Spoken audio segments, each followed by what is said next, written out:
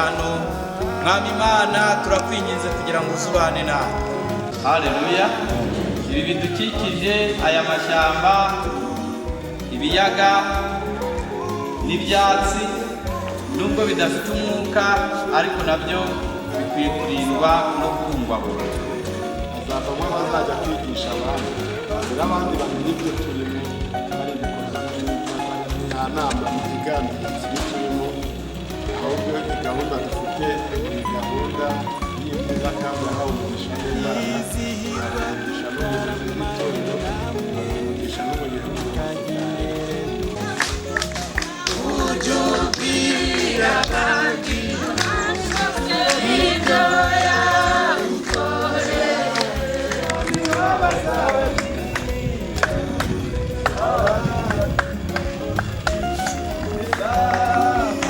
kuko ndetse n'ibyaremwe byose bitegerezanya amatsiko kwishurwa kw'abana b'Imana, kuko ibyaremwe byashyizwe mu bubata bw'ibitagira umumaro, icyakora si kubw'ubushake bwabyo, ahubwo ni kubw'ubushake bw'uwabushyizemo.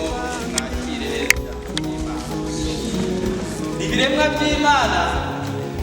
Imana yaturemeye kugira ngo tubane nabyo, tubibungabunge, tubirinde, twe kubyangiza.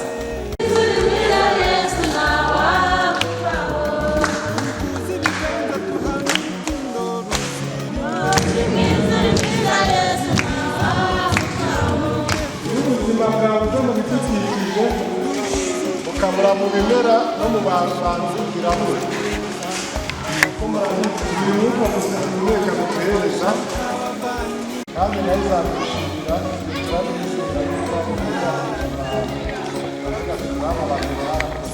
ariko Imana kuko umugambi yiyumviye ikavuga ati ikirambike hano wa muzira w'umanura uzi ko umuzi ushobora gutobora n'iyi sima hano, kuko imbaraga Imana ikorana. Wowe wiryamiye turi wiryamiye ukanyura ubuzima ukabona ibirahuri, hari umuganda wo gutera indabo ku mutima ujya mbona rero Imana ikora mu buhanga bwayo. Uko igiti ni ingirakamaro, njye ndetse cyabaga gutya mu rugo gutya hanze hafi n'idirishya, kuko njye nkunda ibiti cyane. Noneho ndi kubaka barambwira ati iki ngiki kuva rigereve riravunika yangiza inzu cyangwa se n'ibirahuri, iki giti kuva uri kubaka gikuru cyegereye ndanabyumva ariko ngikuraho ndi kumva mbabaye. Niyo mpamvu igiti n'ugitesha agaciro abayobozi. Nanjye nishimiye gahunda, nishimiye amahugurwa, kuba ari amahugurwa yabereye ahantu nk'ahangaha munsi y'Imana, akayoborwa n'umukozi w'Imana, agahuza ijambo ry'Imana ndetse n'iyi gahunda yo kurengera kuzamura imibereho myiza y'abaturage kuyobora.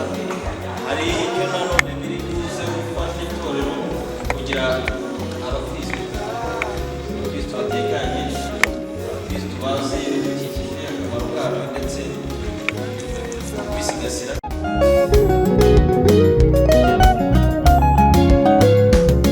Duhuze ibiganza duhana urukundo ruzira imbereka, duhuze amaso duhana ibitekerezo bitwubaka, duhuze urugwiro duhana amahoro ashinze imiza heza, duhuze imitima duhana ubufasha nk'abavandimwe.